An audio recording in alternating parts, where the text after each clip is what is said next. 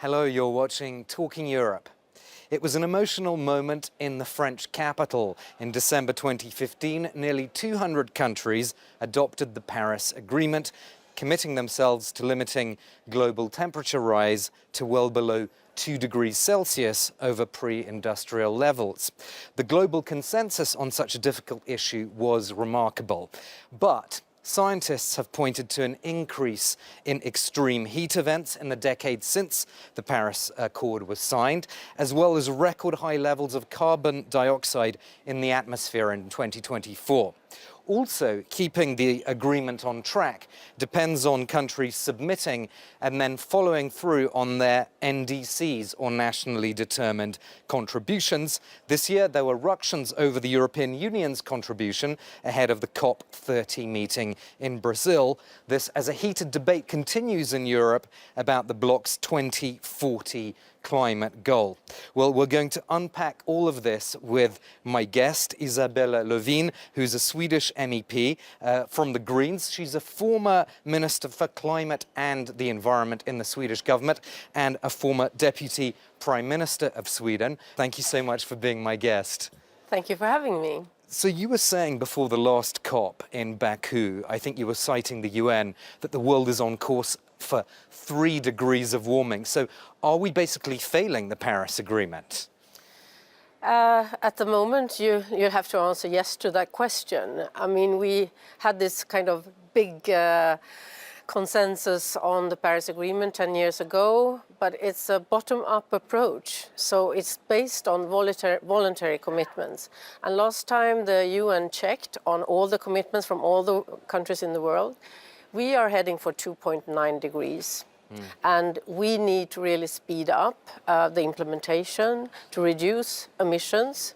And sadly enough, we see now the US leaving the Paris Agreement for the second time, and the EU not taking the leadership that we should do in order both to help financing the developing countries' efforts, but also showing that we can do the technological leaps and show the way how to do it. So do you think the main problem then, again, taking the last 10 years since this agreement, is not so much countries not submitting their contributions, because they have done that, of course they've been late sometimes, but it's the follow-through on these on the NDCs that's the problem? I think the problem is very much lack of leadership from the developed countries, and also that the poor countries in the world, they have been promised also economic help to do the transition.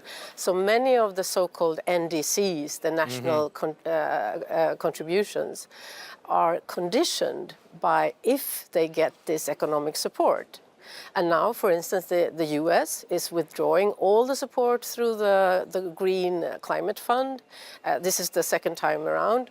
And we see many countries around the world also diminishing their development aid. Yeah. And this is creating a lot of distrust from the developing countries, who are, by the way, very much struck by hurricanes, drought, forest fires, all these things that we see in Europe and we see in the United States, but they don't have the means to adapt to it and help their populations. And just to give a figure on that, in the last COP, so in COP29, the developing countries were pledged $300 billion in climate finance. You think that's now very much in doubt because, as you've mentioned, the US is withdrawing from the second time. So nobody can really fill this gap on climate finance, which is such a crucial aspect.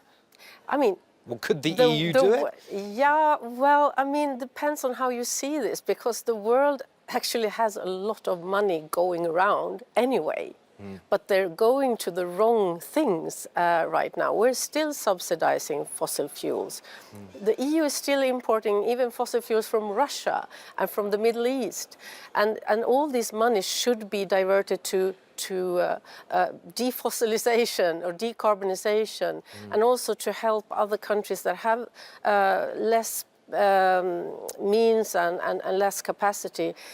You know, renewable energy, green solutions, they shouldn't be the alternative. They should be the main road for us to go. And is the EU backsliding on that transition then? Yes. How? Yes, indeed, very much so. Give me a few elements Yeah, and I of that think then. it's really, really regrettable, and it's in fact even dangerous, because we're now in a geopolitical situation where we have war in Ukraine, in Europe. Let's say the world order is changing, with the United States behaving in very, let's say, irrational ways. And I think the EU, in its own self-interest, needs to have more independence when it comes to its own energy production, and that's the only way we can do that is to invest in renewable energy, 100% homegrown energy, not being dependent on Russia or any other country in the world. So that's one thing. Also on critical raw materials and let's say the economy. Now we see how China, which is a communist power, has invested enormously and subsidized the development of EVs, the electric vehicles, and new technologies. And the EU is falling behind. We are really being outcompeted by others if we don't continue to do the green transition. And this is really undermining our own competitiveness, which is really strange, because in this House and the whole European Union, everyone is focusing on competitiveness. But I think we interpret it in different ways, and also there's a lack of leadership in many countries. So there's a fear to actually go out and say, we need to do this transition, to say that we're going to fix this, we're going to do this. Because if we don't do it, we will be very left behind by China, by others, and still be dependent on imports of fossil fuels for billions and billions of euros. So speaking of leadership or lack of it, tell us a bit about how you see this debate on the 2040 climate target that the European Commission proposed, but there's pushback obviously from national capitals on that. How do you see all that? Yeah, I think it's really regrettable, again, because we have an industry, a clean tech industry that has invested a lot in the EU moving forward very, very fast. I come from Sweden. We have green steel companies that have invested billions in actually producing green steel.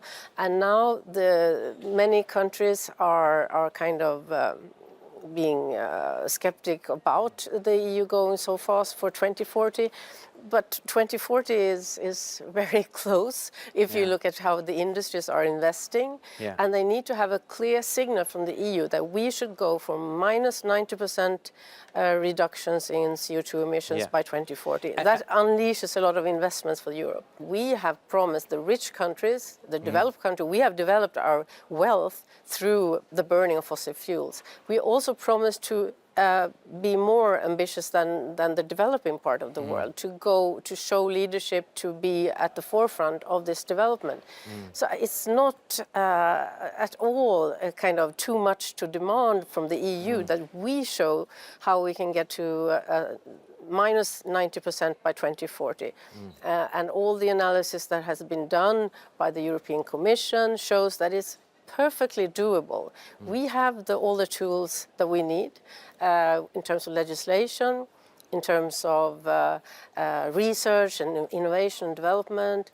So we're the continent that can do it. We can't look at the US to do it.